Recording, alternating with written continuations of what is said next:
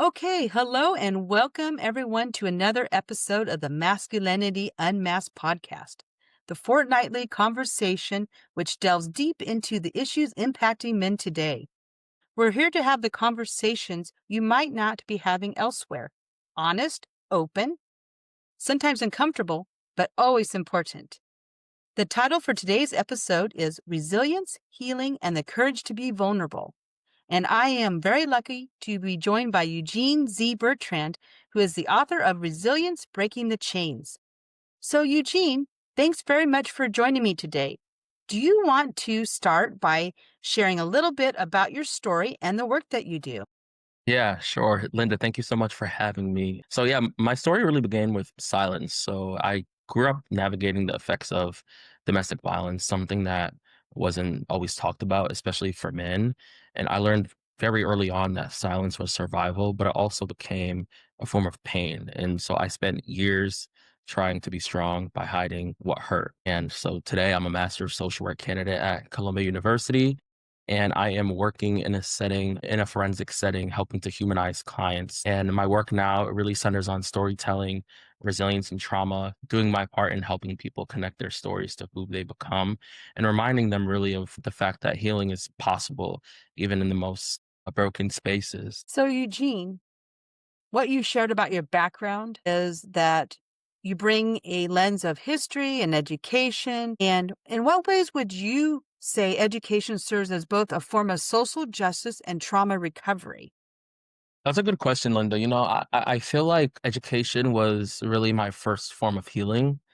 Growing up, I struggled. I had ADHD and a learning disability, and I recognized very early on that learning it wasn't necessarily about like the grades that you get, but really about understanding yourself and the way that your own brain thinks. And I'm a firm believer that education, when it's done right, it becomes a huge tool for things like liberation. And I really feel like it can really help people reclaim their stories and see that, they're more than what might have happened to them. And I really feel that, when schools become trauma informed and really emotionally aware, they become spaces for justice.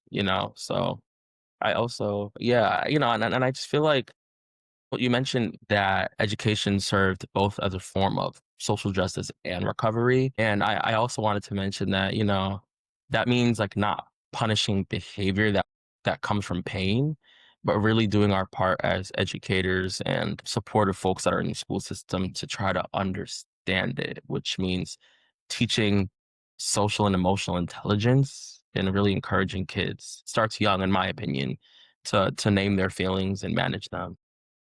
I couldn't agree more with that. I really truly believe that adding the social emotional intelligence in the schools is an excellent foundation because we all know that, unless you have a background or an experience that exposes you to talking about your feelings and to being able to express yourself. And what I want to bring it back to is what you had mentioned. You vulnerably shared that you struggled with ADHD and a learning disability, and that what you want people to know that are listening to this podcast, young people anywhere, in life as well, on the other side, educators, practitioners, to know that probably the number one thing is that people understand that they are more than a diagnosis. They're more than what has happened to them. Because Yeah. I think that a person's identity can really get wrapped around a diagnosis or an experience. And that's really hard when you wrap yourself around that identity, and instead of saying, "I am this wonderful person," "I am a person that has ADHD. I am a Mm. person that survived domestic abuse." And it's like, no, you are not those things. They're experiences that happen to you, and they're Yeah. to acknowledge and to heal from, but they're not who you are. Yeah. I struggled with that when I was very young as well, because everybody else, Linda, was able to kind of catch on to things much more easier than I was and much more faster than I was. But, I think what I recognized was that I recognized it very earlier on that, you cannot compare yourself to people.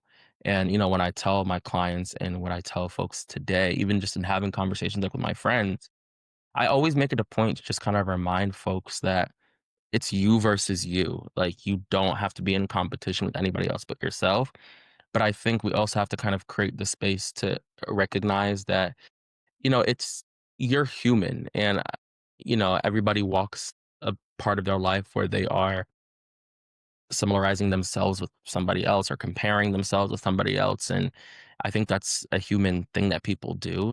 But I think it's really important just to kind of catch that when it happens and then recognize the strengths that you bring to the table as well. Because a lot of people think that, when you have things like ADHD, that means that you can't focus. That means that you can't concentrate. And that's not always the reality. At least for me, I was able to concentrate. I just really had to figure out in which way I was able to best concentrate. For me, it wasn't just sitting in front of an educator being lectured. And for me, I needed to have something like a pen in my hand to I could just kind of like draw like on a paper and just draw circles because having that movement in my hand is also connecting to my brain and that allows me to stay focused and concentrate. So yeah, you bring up a really good point there.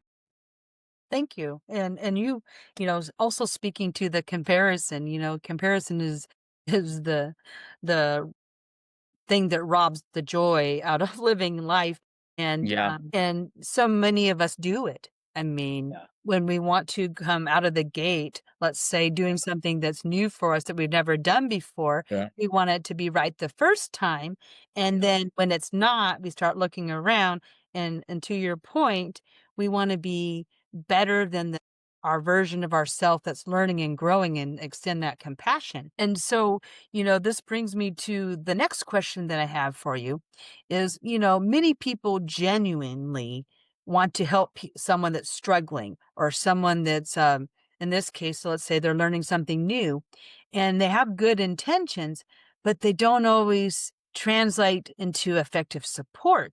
Knowing this, you are, let's say, doing something new or you're struggling, either one, you could answer the question. From your perspective, what are some of the common mistakes that well intentioned individuals make when they're trying to support somebody? That's a really good question, Linda.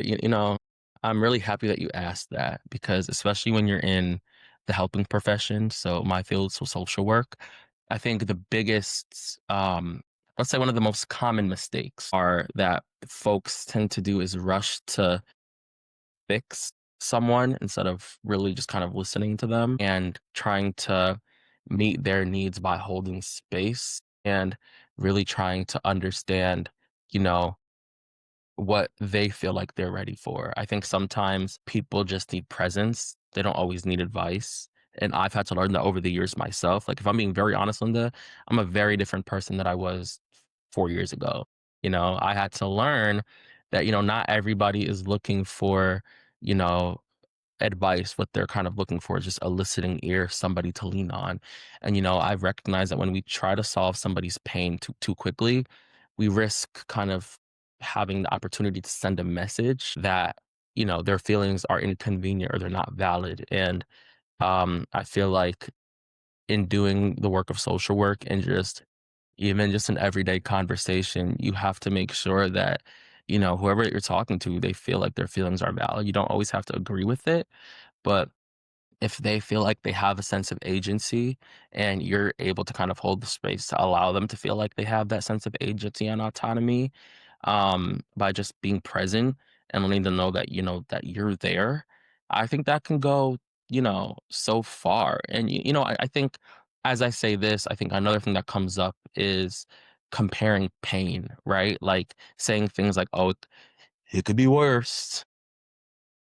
I think that shuts people down. And I believe that, true compassion means just really kind of meeting someone where they are, not where you think that they should be. And I'm a firm believer that things like healing, um, it happens in spaces where people feel seen, heard, respected, validated, not managed. Thank you for unpacking that. what you're saying is, getting into this work as a social work and or like in my case, coaching and guiding. That's one of the lessons I had to learn too, Yeah. because it's one thing you're like, oh, I need to go into this space and then guide the way through the practical way a person could approach something. Yeah. And so really when a person is struggling or they've experienced something traumatic or something that they're having difficulty with in their emotions, the last thing they want is for you to come in and say, "This is where you could begin, and have you taken these steps?" And starting there, no, it's about, like you said, being present and Yeah. listening, acknowledging, and not invalidating. And one of the things that, we can do through storytelling is to share one of our experiences to be relatable. And that is like the worst place to start off with, because what it does is do exactly what you said. It invalidates the experience that they're having because Yeah. you are bringing in a well-intentioned way, and a lot of times your experience, and so then it takes away from what they're trying to express. Absolutely. So, Exactly. that what it does is indirectly it says, "Well, I went through this, and this is where you could be or should be, and here I am sharing this with you. Take this great Yeah. tool and run with it." And the best way is for a person to come to that realization when they're speaking to you about their experience, and maybe some space and time happens where they actually get to sit with themselves. And the best thing that can happen is that in that time that they're sitting with themselves and thinking about it, processing it, and they come back and say, "You know what? I had this aha moment where I realized this is what I can be doing. This is how I'm going to do it.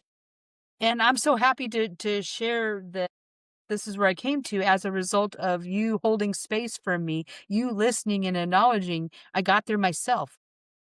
Yeah, and I think as well, like I think self-disclosure it can be both a good and a bad thing. I think it's great like when you're kind of like trying to establish rapport, but again, it can come off as invalidating somebody's experiences, and it can come off as, my time's not being, so I think it's really important that we just kind of hold space and really do our part to be emotionally and socially focused on when somebody's really trying to share their experiences. And I'm not even talking about in like a clinical coaching or like forensic setting, right? But I mean just genuinely like in your everyday life in different social contexts, just trying to be present and not always trying to solve the problem all the time, I think can really go such a long way and will allow people to feel like, if I am feeling a certain way, I can go talk to Linda. If I'm feeling a certain way and I don't really know who to talk to, I can talk to Eugene. I think just opening that space and holding space for those emotions, I think is very, very important. You're absolutely right, just on a human to human level outside of any construct of being a professional of any sort is doing that. And that really leads to the question that I have is like at a societal level, how do we, I guess, bring that thought that you just mentioned about let take our coaching hat off, or let's take our social worker hat off, and how do we convey that thought of like just coming together as a human and having those conversations where we are truly present in the best of way. Because it's one thing to say you're present, you're holding space, but are you really the way you would go about that? It's really just unlearning, I guess, to some extent of that structure that we're trying to hold, and an absence of structure, you can have presence. Y- You know, That's a really good question, Linda. And, I think my response to that would be that the more that we understand our emotions, the more we can respond instead of react. And I think in order to do those things, it's really important to just kind of normalize emotional literacy the same way that we teach math, English, science. You know what I'm saying? Like, we have to really kind of normalize those things. And again, that brings me back to social and emotional learning, I learned a lot in obtaining my degree in education for my bachelor's because I recognize that, that's something that should be a part of our culture in workplaces, justice systems, schools. It really allows people the opportunity to recognize the humanity and the person in others and really do our part in communicating empathy. So, as an educator, how do you go about implementing something like that? Or have you implemented something like that? Because for me, I think you would like request a meeting to go into a place and space that can benefit from that. What are your thoughts on that?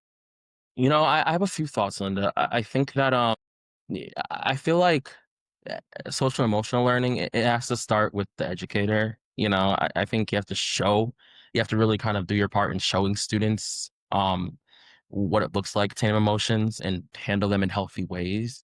And I think that could also well, I'll go there after.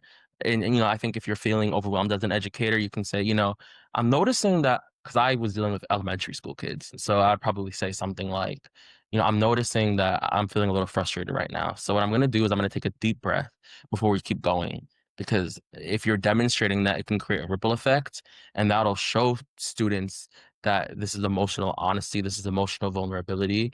And, I think while this can happen in a school setting, this can also happen at home. You have to kind of do your part and name those emotions so kids can see that, so then they can repeat those same things. Because you have to think about it too, like, kids have to learn how to walk. You know what I'm saying? They have to transition from a baba to an actual glass of water. You know what I'm saying? So, and I really think that creating a safe space is really important in doing that and implementing SEO. And I really believe that safety builds trust, and things like consistency really build safety. You're right, and, as a parent, I'm always looking to how to have those conversations with my kids, and so 2 of them are adults now, and 1 is on the cusp of adulthood, and so Yeah. we have conversations around expressing of feelings and, showing up authentically as yourself. What does that mean? So we talk a lot about that, but what if you're a parent and you really didn't have exposure to that and you don't know where to begin? See, that's where I'm wondering is in education, Hmm. you take classes and you learn about these Hmm. subjects, and then you implement them just as you described in your classroom. And so as a parent, you may or may not have been exposed and know how to do it. And so I'm like, "Oh, how do you bridge the gap between the education system and society and then the family units?" That's what I'm Yeah. curious about, is how do we do that on a larger scale that's outside of the school system and starts inside the home? That's a good question, Linda. And I've spoken with parents and have these conversations with them. And what I've done, and I've seen like the progress is it really starts with self-awareness. So it starts with acknowledging that, and before being able to kind of teach emotional skills, you have to practice noticing your own feelings, right? And you know what I'm saying? I think, you know, whatever parents in the household, they'll say, I'm feeling overwhelmed right now, so I'm going to take a deep breath. That will show the child again that emotions are normal. And then you can name the emotions all together. You can help your child then build emotional vocabulary instead of asking like, what's wrong? Or what's the problem? Are you feeling sad, frustrated, or worried? Give the child options and really try to do things like validate validate emotions in your kid before trying to correct them.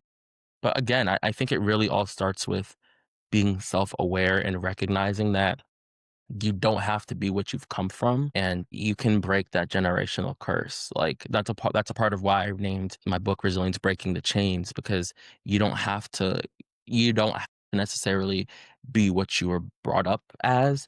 You can do so much more. Does that make sense? It really does. And so what you're saying is there isn't necessarily this formal way of connecting the three audiences, is more about embodying it in general. And Yeah. so you're expressing to the parents what it could look like to be that support to their child just by having those conversations. So really the answer to the question I asked is we are able to spread this or have the ripple effect by having those everyday conversations, whether they begin in the school, they begin in the workplace, or they begin in the home, is just continuing to have them, and then they will spread, and then that'll become the culture. Exactly, Linda. And I also want to create space to recognize that you have to give yourself grace. You have to give yourself grace. Like if you didn't grow up talking about emotions, that very well might feel uncomfortable at first. And I think that's okay. I think it's okay to name that that is okay. But the fact that, parents are really trying to be insightful and really trying to be vulnerable enough to say, I'm curious on how to do this means that you're already starting to kind of change that pattern and break those generational chains. And I feel like when people talk about social emotional learning, people think that there's like a perfection monitor. It's not about being perfect. And I really think that it's about doing what you can to be present. So, yeah, really good question, Linda. I like that you shared that point Mhm. about being vulnerable enough to say, "I don't know where to start, but I want to."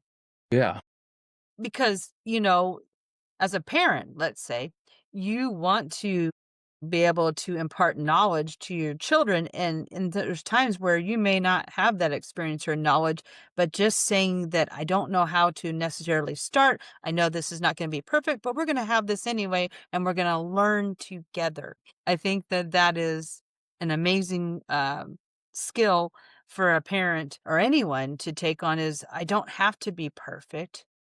I yeah, may get it wrong, and just stating that's mm, great, because as a parent, we all know that we have done it wrong, yeah, where you wanted to extend, uh, but do it in a constructive way where there needed to be a redirection, and we may have not done it in a way that was productive, but we did the best we could at that time, and knowing that, yeah, we're gonna try, because trying yeah, is so much better than not making an yeah, effort.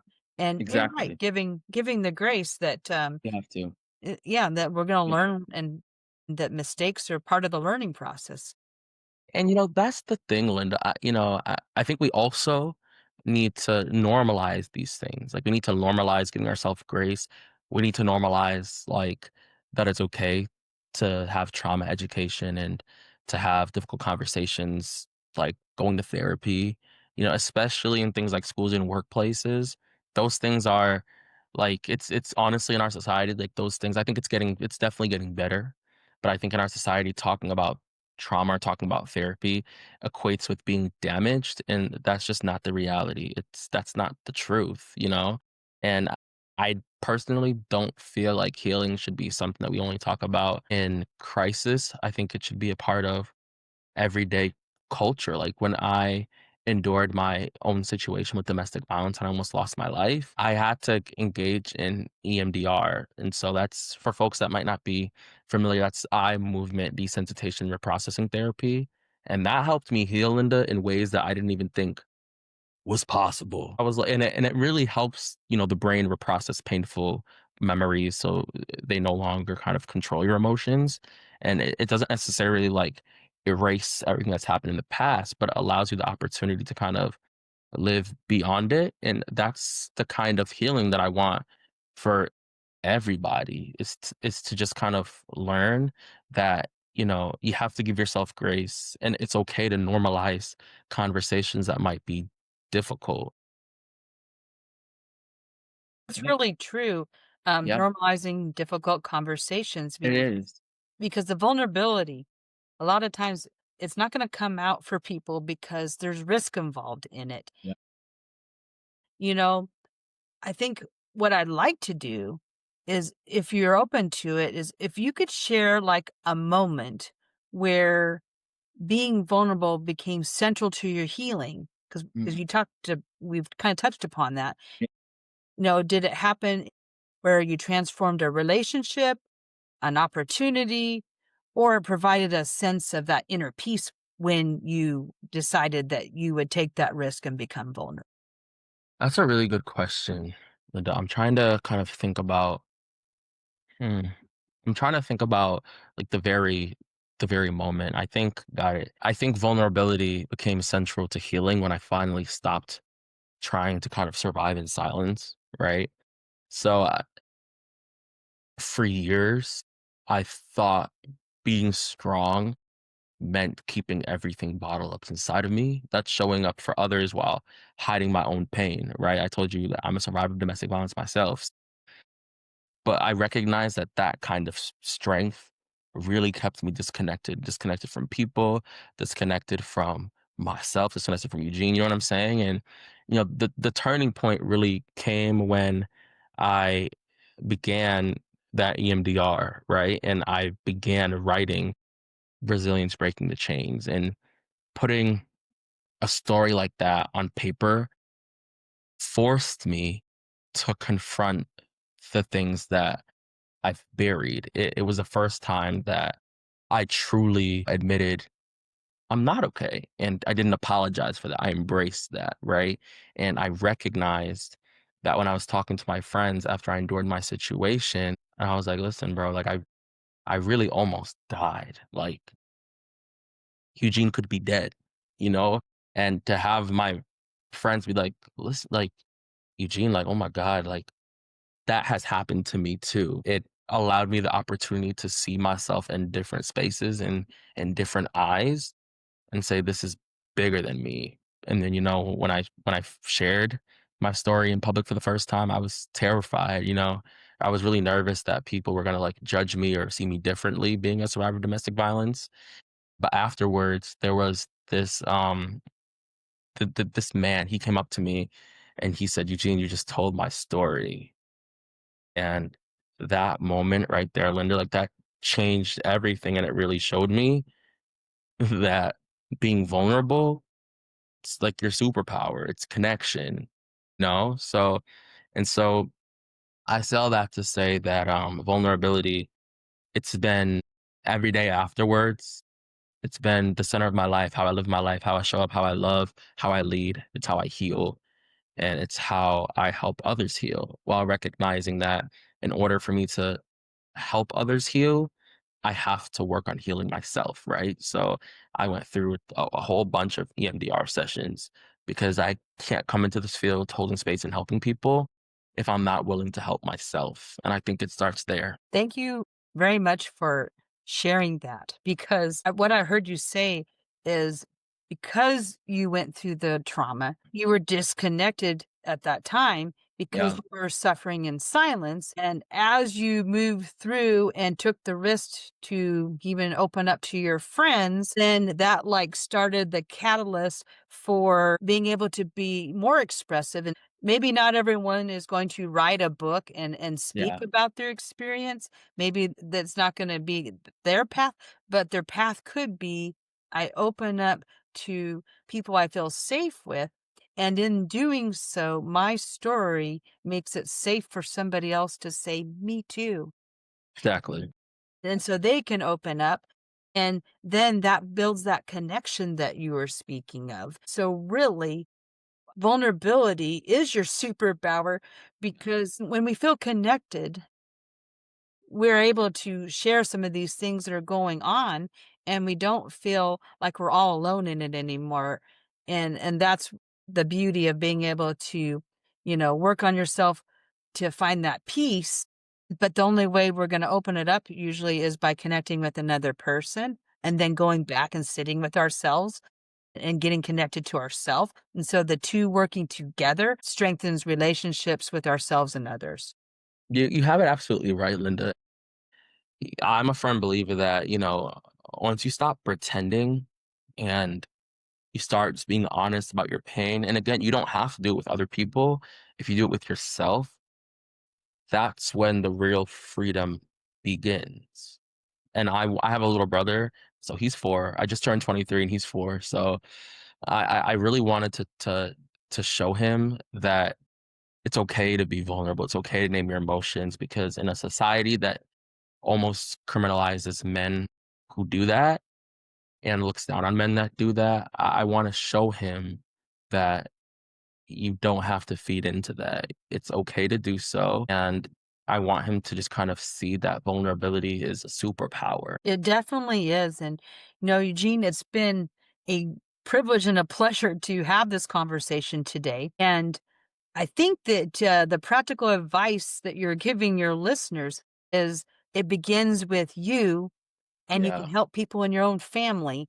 Would you do me the honor of expanding upon that message of what you're doing for your little brother? Because I think that is the core of where that happens, where all that inner discussions that you've had with yourself expand to others. Yeah, I think for me, I think it's really important to give back to the community that's gonna be here when I'm gone. I recognize that I'm 23 and my brother is 4.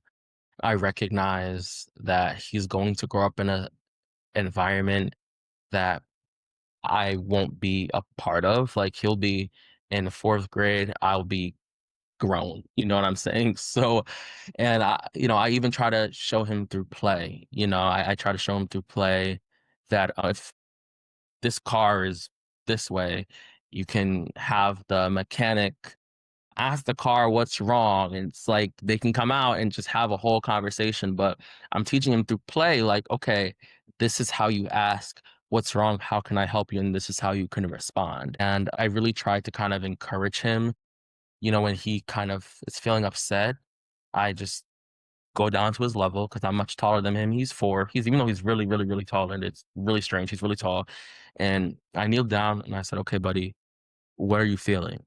Talk to me. Are you red? Are you mad? Are you blue? Are you sad? Or are you yellow? Like, are you in the middle?" And then he'll tell me, and then we kind of go from there. We'll either go for a walk, or we'll draw a picture, or we'll, like, jump our sillies out or whatever. Just giving him options so that he can feel his emotions and express them in different ways. And I think that's a really great tool for parents to kind of do as well. If you show them very early, it can be as simple as that.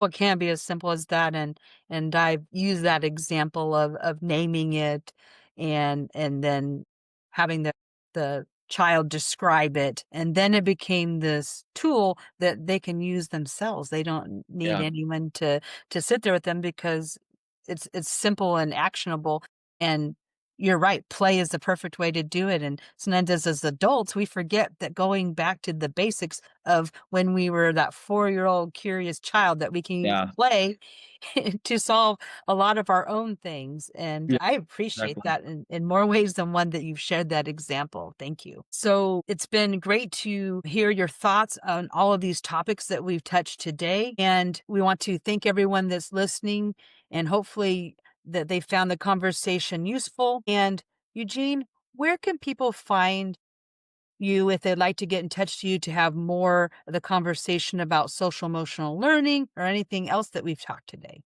Yeah, so you can find me on LinkedIn, Eugene Z Bertrand, and my book, Resilience Breaking the Chains, is in bookstores, Amazon, and Barnes and Nobles. So if you resonate with this topic or anything we've shared today, or you have any ideas on things you'd like us to talk about in the future, please do get in touch with us. We always love to hear from you. Our details are in the show notes. And that's it for me until next time. Take care, everyone.